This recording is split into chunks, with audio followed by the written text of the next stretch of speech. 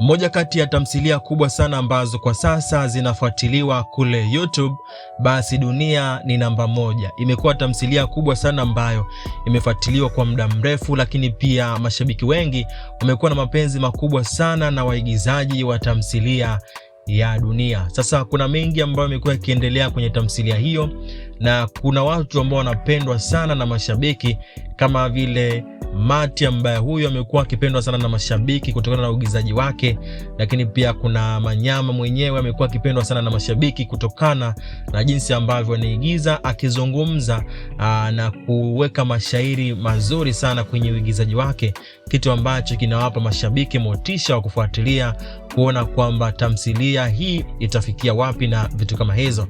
Lakini tamthilia ambayo kiukweli inafanya vizuri sana tena sana. Sasa kitu ambacho kimesababisha mashabiki wengi kuanza kulalamika baada ya kuona kwamba Mati ambaye kwa sasa yupo sio yule wa kwanza ambaye mashabiki wengi walikuwa wamemzoea. Huyu unayemwona kwenye picha hii hapa akiwa na Violet, huyu sasa ndo Mati ambaye watu wengi wamekuwa wakimzoea, lakini pia wamekuwa wakipenda uigizaji wake, jinsi ambavyo anaigiza na vitu kama hizo.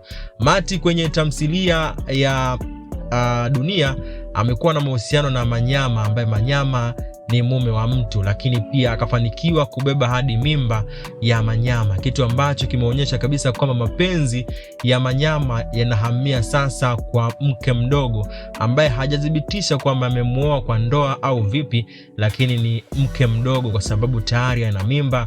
Na kwenye hii episode hapa ya mwisho ambayo tumeiangalia, tumeshuhudia huyu Mati mpya akiwa na furahia na Manyama na vitu kama hizo. Sasa baada ya mashabiki wengi kuwa na maswali mengi, basi Manyama mwenyewe ameweza kufunguka na kuzungumza kile ambacho kinaendelea, na ujumbe ambao wameuandika ni kama ifuatavyo.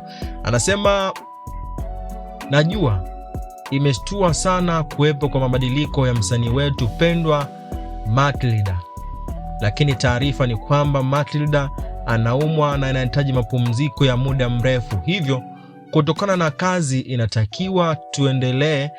Tumeona tumtafute mbadala wake ili kazi iendelee. Najua inahuzunisha kwa kuwa tumemzoea, lakini swala hili lipo nje ya uwezo wetu. Tunaomba mumpokee Matilda mpya, mumsapoti na msikatishe tamaa, maana lengo ni kuendelea kuwaburudisha na kuwaelimisha. Hivyo kwa heshima naomba kumtambulisha kwenu mwanafamilia mpya ambaye atasimama kama Matilda kwenye Dunia. Sasa huyu hapa sasa ndo Mati mwenyewe mpya, picha zake ndo hizi kama